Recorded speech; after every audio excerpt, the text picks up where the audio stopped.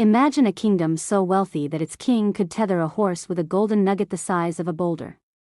A civilization that controlled the lifeblood of an entire continent's commerce, where merchants crossed hundreds of miles of burning desert just for the chance to trade at its gates. For nearly 1,000 years, this empire stood as one of the most powerful forces in the ancient world. And then, almost without warning, it vanished. This is the story of the Gunna Empire, the kingdom history forgot, the civilization that built its throne on gold and salt, and the mystery of how one of Africa's greatest powers crumbled into silence, long before the great empires of Mali and Songhai rose to prominence.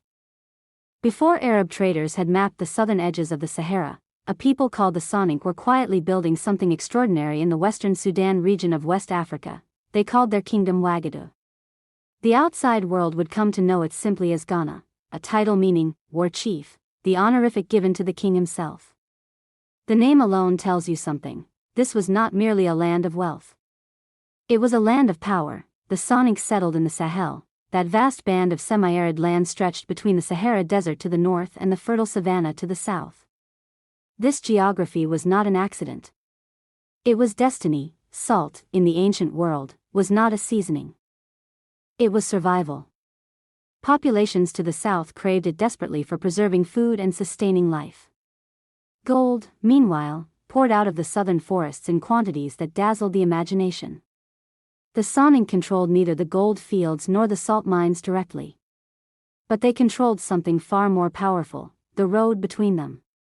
By the 4th and 5th centuries of the Common Era, the Gunna Empire had emerged as the undisputed master of trans-Saharan trade. Caravans of camels stretched across the desert like slow rivers, carrying salt slabs southward and returning loaded with gold dust. Every transaction that passed through Ghana's territory was taxed. Every merchant who entered the kingdom paid tribute. At the center of this wealth stood the royal city of Kumbi-Sala, believed by many historians to be the empire's capital and its beating heart.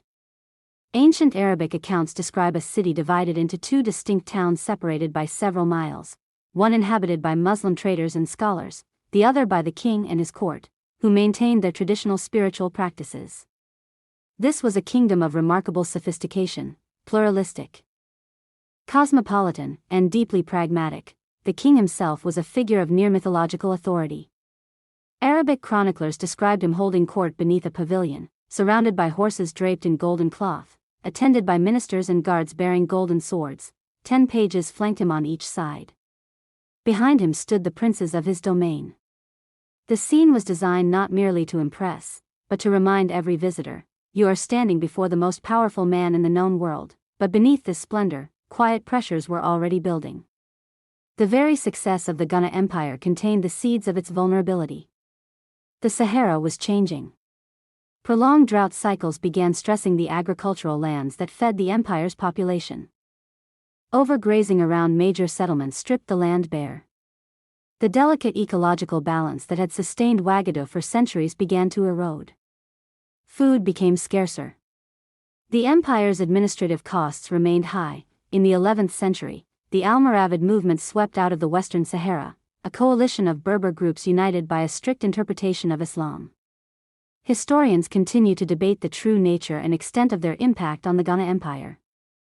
Some accounts suggest a devastating military conquest of Kumbi-Sala around 1076. Others argue that Almoravid influence was more gradual, more cultural, and less catastrophic than earlier scholars believed. The truth, as so often happens across the long centuries of history, likely lies somewhere in between. What is clear is this: by the end of the 11th century, the Gunna Empire had been profoundly weakened. Tributary states began to break away. The carefully woven network of trade relationships fractured. The kings of Wagadu, who had once commanded the obedience of dozens of lesser rulers, found their authority shrinking like water in desert sand. By the 13th century, what had once been an empire was now a memory, its territory absorbed by the rising kingdom of Mali, its people scattered, its capital left to the wind and the sand. Kumbi-Sala slowly faded from the maps of merchants and scholars alike, but the Soninke people did not disappear.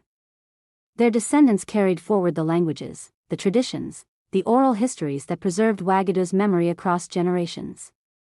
In a world without archives, without libraries, without written records in abundance, memory itself became the monument, the story of the Gunna Empire is the story of human ambition at its most magnificent, and human fragility at its most honest.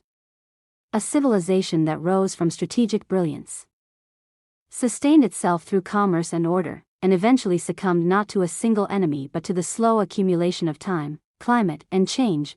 Wagadu did not simply fall. It transformed. Its people endured.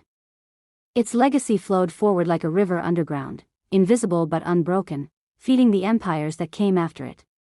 And perhaps that is the most remarkable secret of all, that even in collapse, a great civilization does not truly end.